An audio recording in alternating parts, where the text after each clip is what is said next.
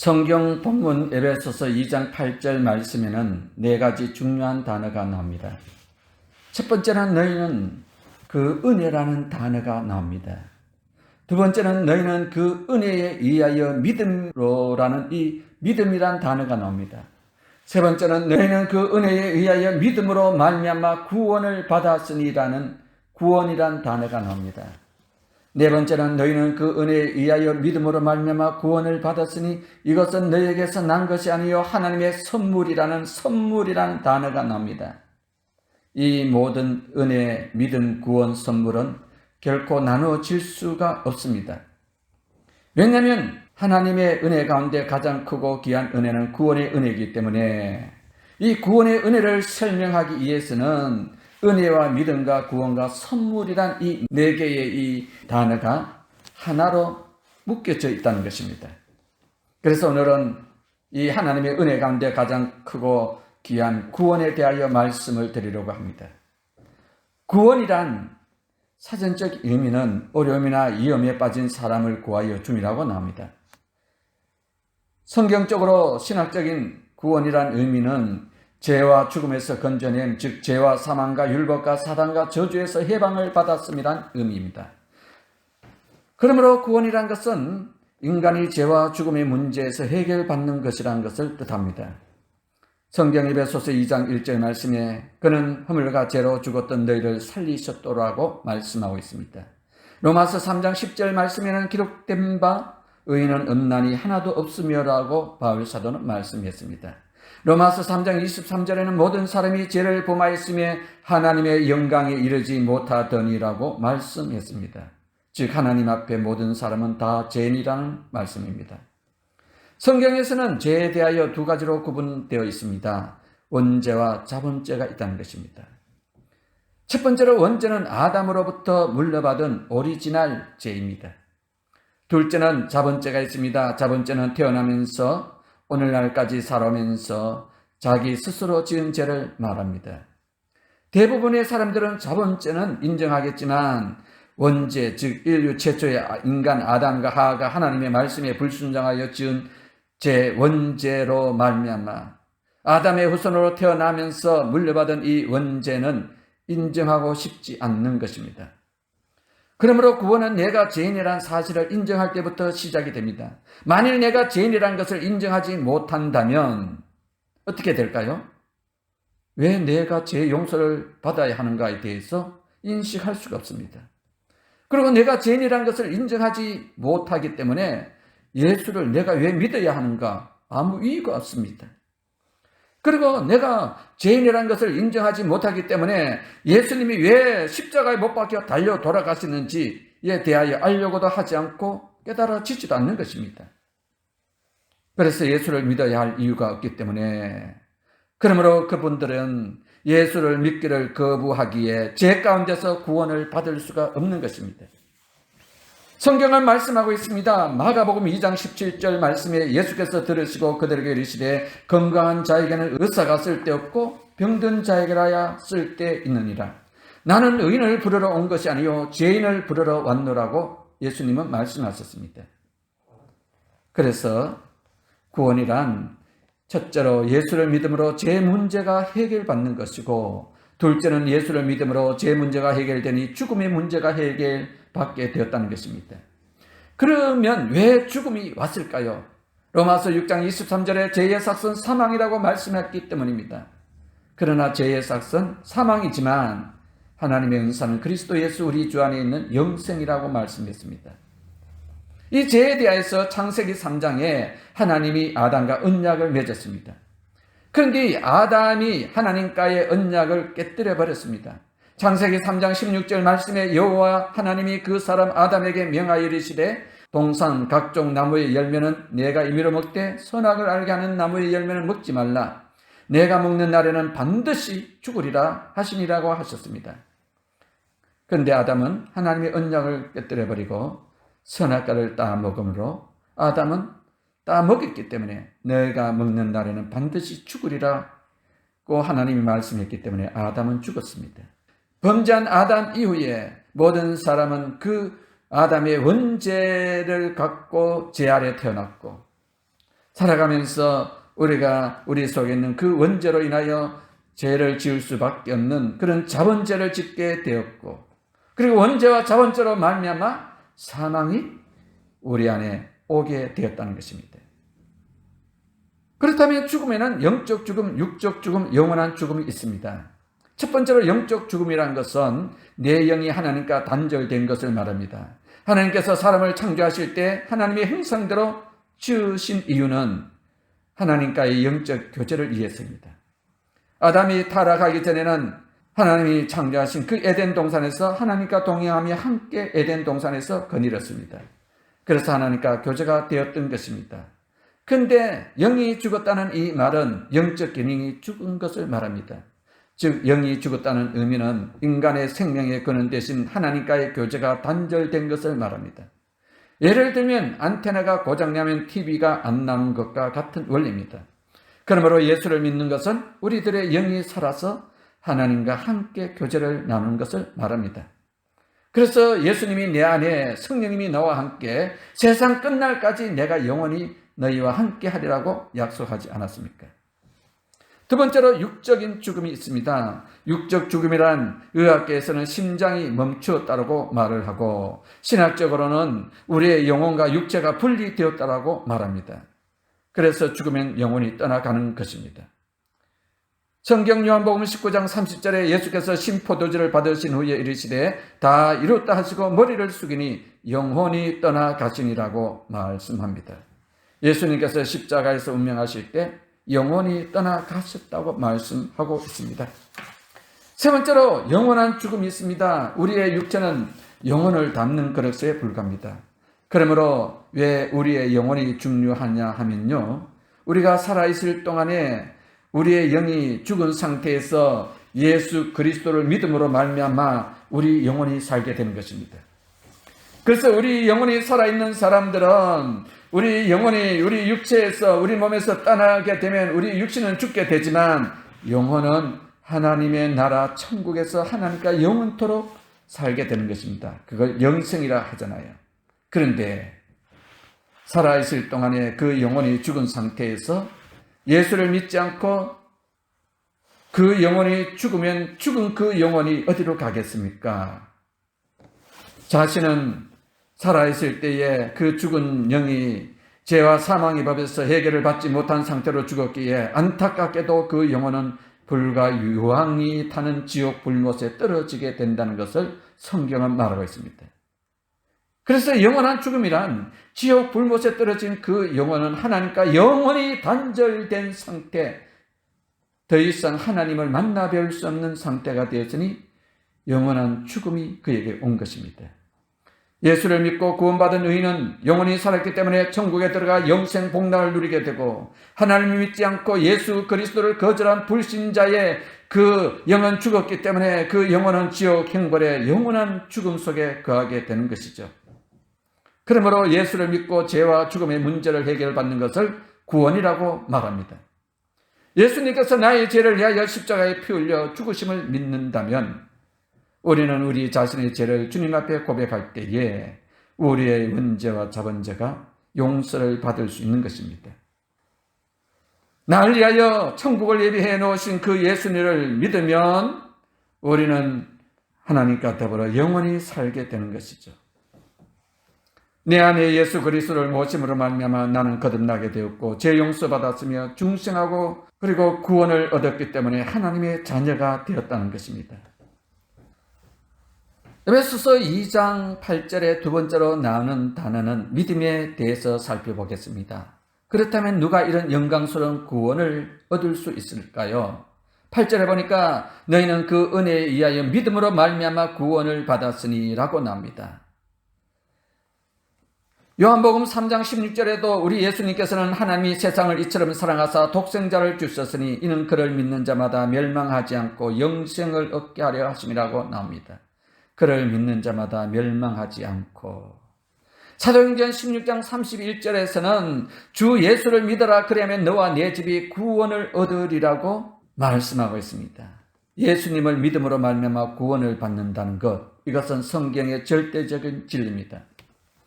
그러면 예수를 믿는다는 말은 무엇을 의미합니까? 예수님을 믿는다는 말에는 첫 번째로 예수님의 성육신 사건을 믿는다는 것입니다.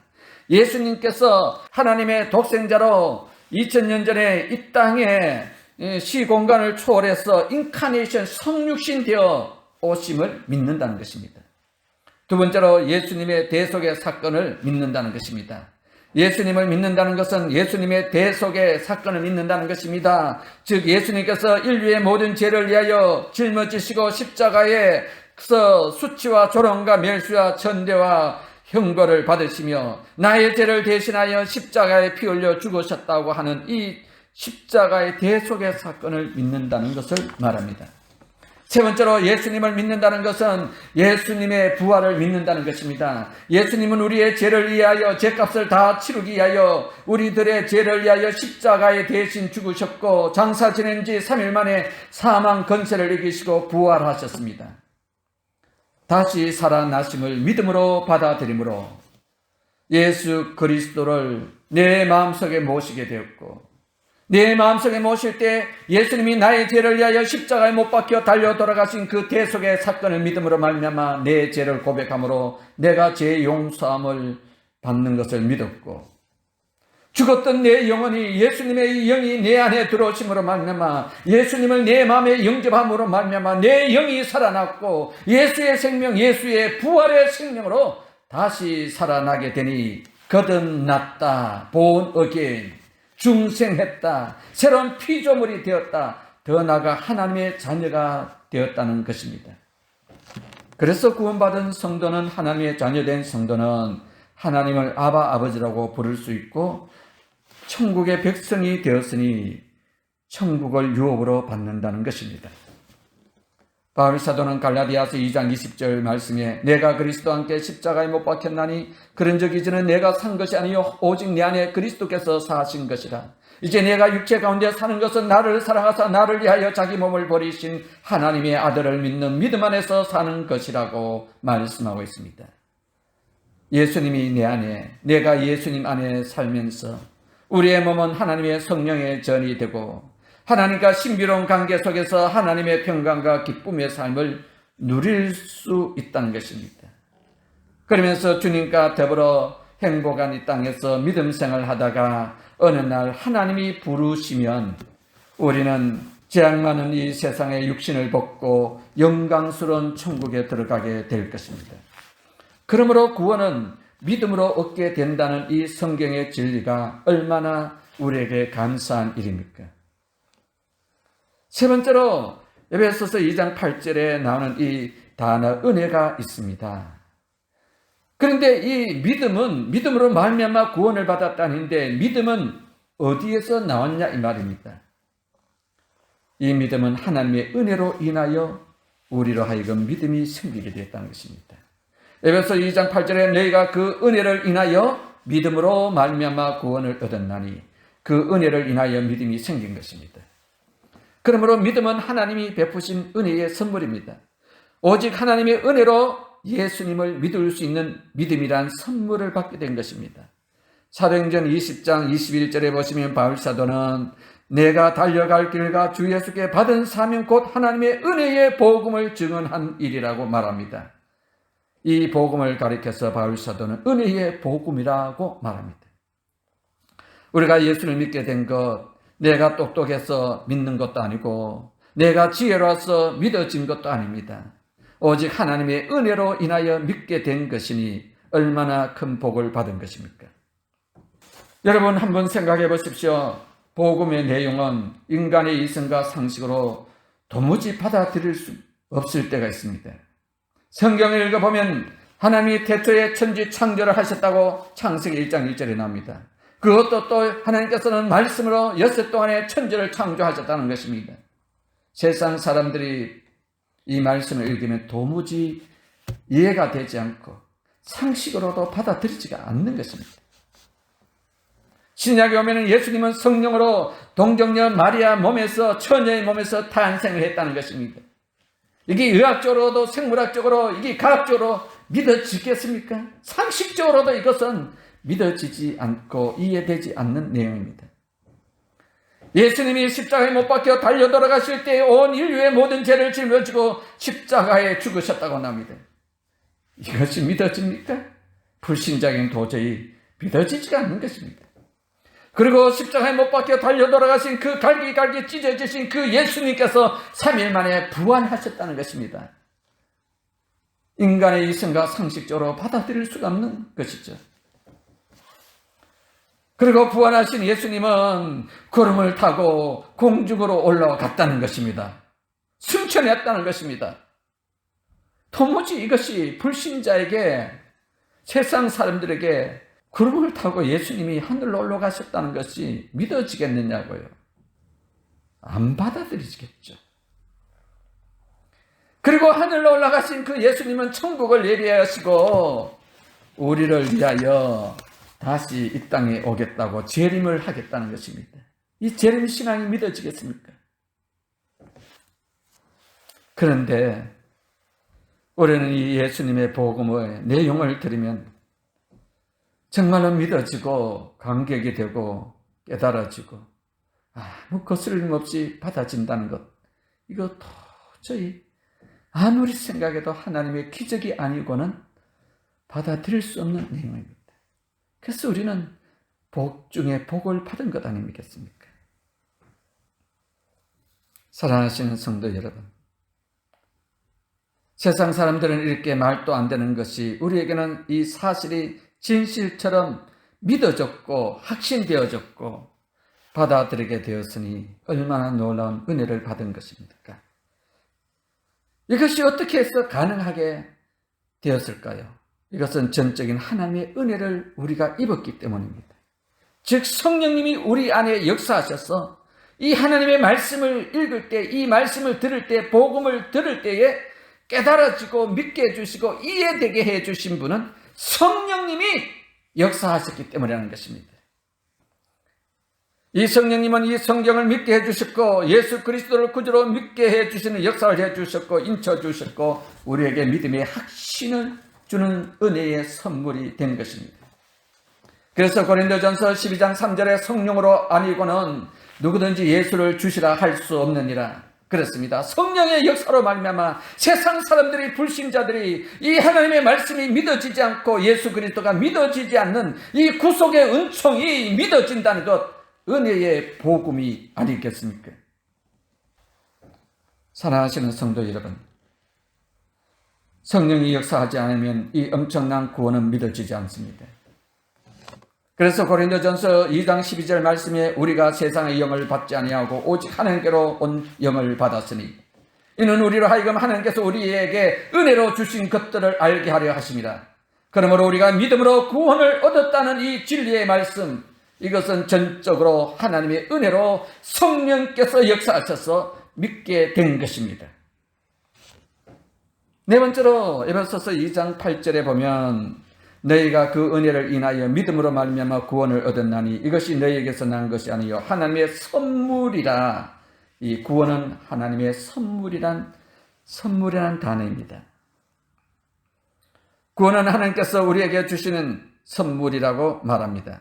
선물이란 대가를 지불하지 않고 받는 것입니다. 공짜로 거저 주는 것이 선물입니다. 예를 들어 한 달 일하고 받은 것은 월급이라 말합니다. 보수를 받는 것이라고 말합니다. 그것은 일한 대가를 지불하고 받는 것입니다. 누가 밍크 코트를 줘왔는데 내가 만약에 100만을 주든지 10만을 주고 값을 지불하고 받았다면 이것은 선물이 아닙니다. 왜 구원을 선물이라고 말할 수밖에 없습니까? 첫 번째로 구원은 어떤 대가를 주고서라도 살 수 없기 때문입니다.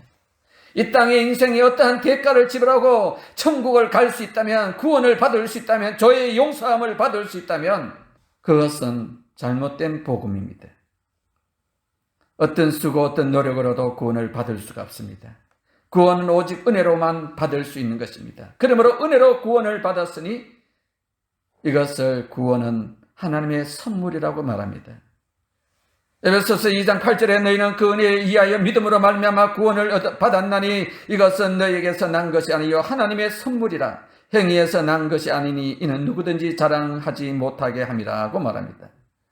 구원은 나로부터 시작된 것이 아니고 내가 요청해서 예수님이 오신 것도 아니고 날 위하여 십자가를 져달라고 요구해서 지신 것도 아니고 하나님께서 일방적으로 나를 구원하시기 위하여 제 가운데 있는 나를 그 하나님의 자녀 삼아 주시기 위하여 이 땅에 예수님을 보내주셨고 예수님을 십자가에 죽게 하셨고 부활하게 하셨고 성령께서 나에게 역사하셔서 예수님을 믿게 하게 해 주신 이 구원의 은총, 이 놀라운 하나님의 선물이 아니겠습니까? 그렇습니다. 구원을 받기 위해서 우리가 한 것은 아무것도 없습니다. 나를 구원하기 위하여 하나님께서 창세전에 계획하셨고 예수님께서 이 땅에 오셔서 십자가에서 대신 죽어주시고 이루어 놓으셨고 성령께서 내 안에 역사하셔서 이 예수 그리스도의 구원의 은혜, 하나님의 이 은혜의 선물을 받게 해 주셨던 것입니다.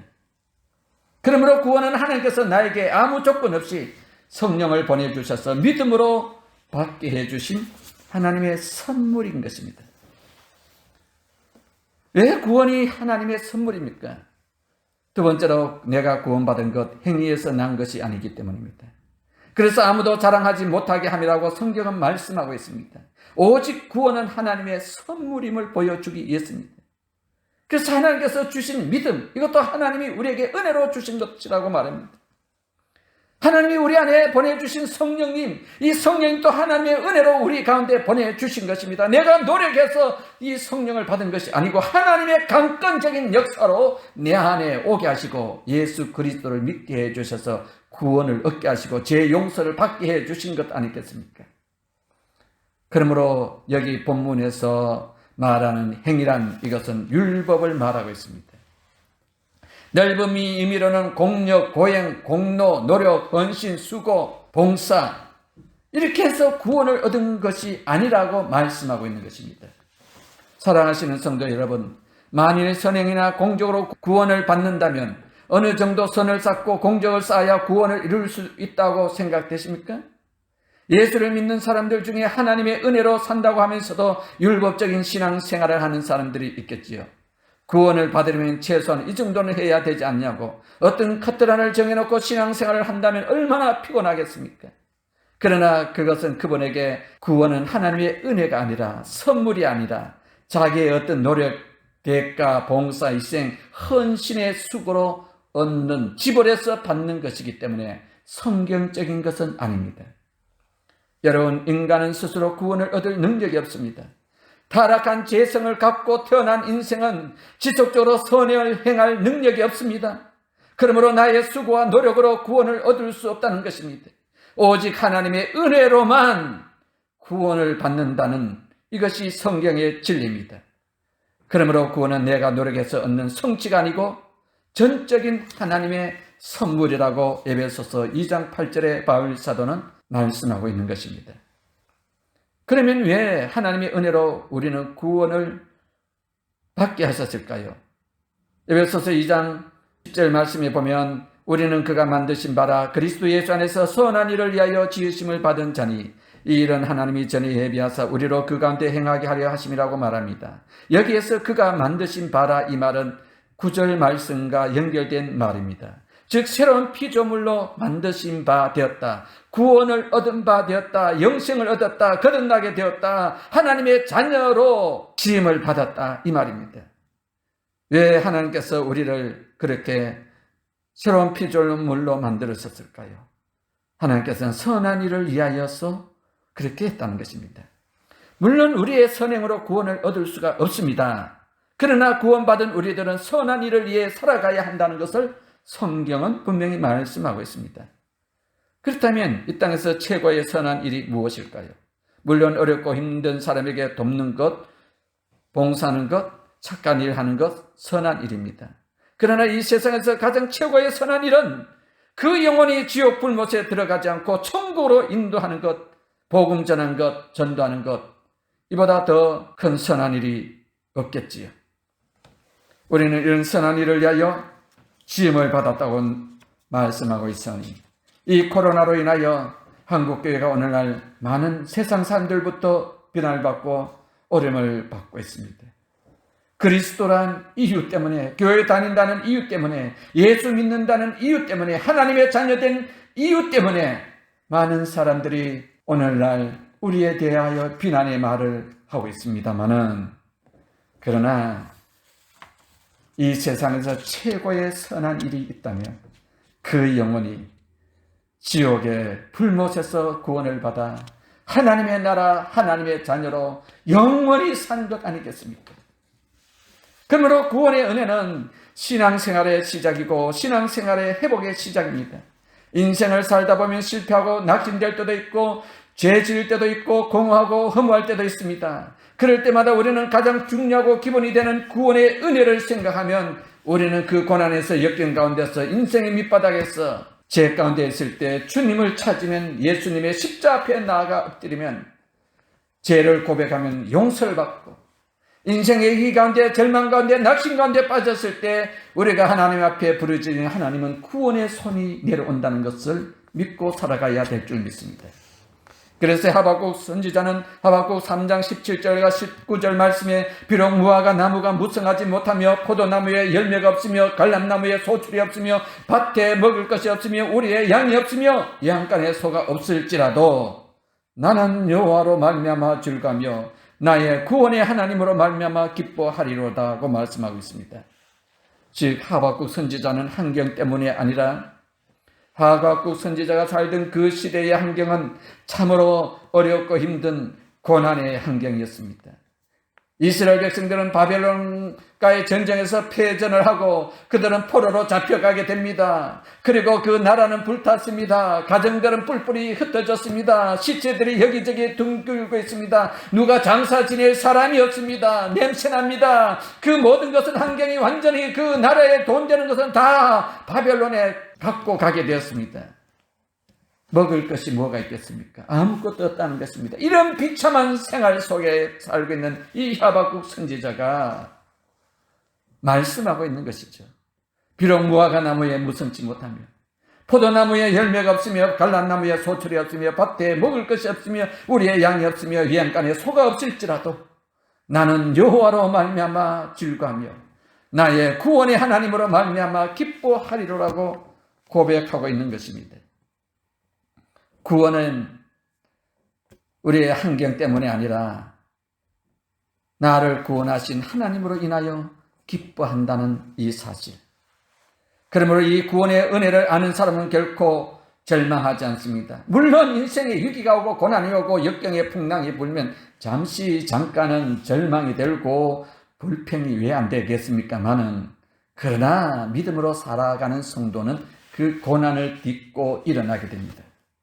어떤 어려움과 환경 속에서도 결코 낙심하지 않습니다. 때로는 낙심되고 좌절되고 절망되겠죠. 그러나 그 어려운 환경 속에서 예수 그리스도의 구원의 은총을 생각하면서 십자가를 바라보며 그 고난에서 너끈히 이겨나갈 수 있다는 것을 말씀하고 있는 것입니다. 그러므로 아무리 어려워도 구원받은 사람은 인생을 포기하지 않습니다. 물론 포기하고 싶은 생각이 들겠죠. 인생의 밑바닥까지 가면은 정말 살고 싶지 않는 마음이 왜 조금이라도 나지 않겠습니까? 그렇다 할지라도 때론 삶이 아무리 힘들고 어려워도 내가 나를 포기한다 할지라도 나를 은혜로 구원을 얻게 하신 하나님은 결코 우리를 포기하지 않으시고 그 영혼을 꽉 붙들어 주시고 그 고난 가운데 부르짖을 때 하나님은 그 고난에서 건져 주시고 하나님께서는 그 영혼을 포기하지 않는다는 것, 절대로 포기하지 않는다는 믿음으로 살게 되면 우리는 어떠한 고난의 속에서도 너끈히 일어날 수 있다는 그런 소망을 갖게 되는 것입니다. 그러므로 구원은 하나님의 선물입니다. 누가 이 진리를 변개하는 것은 성경을 잘못 알고 있기 때문입니다. 만일 은혜가 아니고 내가 선행을 행하고 행위로 구원을 받았다면 삶을 살아가다가 어려울 때 쓰러지고 지치고 낭식되고 절망하게 되고 그러게 되면 하나님과 멀어지고 구원도 멀어지고 취소될 수밖에 없는 것 아니겠습니까? 그러나 구원은 하나님으로부터 시작되었기 때문에 이 구원의 진리는 무너질 수가 없습니다. 오직 은혜로 구원하신 하나님께 우리는 감사와 영광을 돌리고 온전히 하나님만을 신뢰하며 믿음으로 살아가다 보면 어느 좋은 그날 아침에 주님이 예배하신 천국에 들어가 영생 복락 누리는 그날이 올 것입니다. 우리의 남은 생에 구원의 은총으로 날마다 신앙의 기쁨과 소망으로 가득하기를 예수님의 이름으로 축원드립니다. 아멘.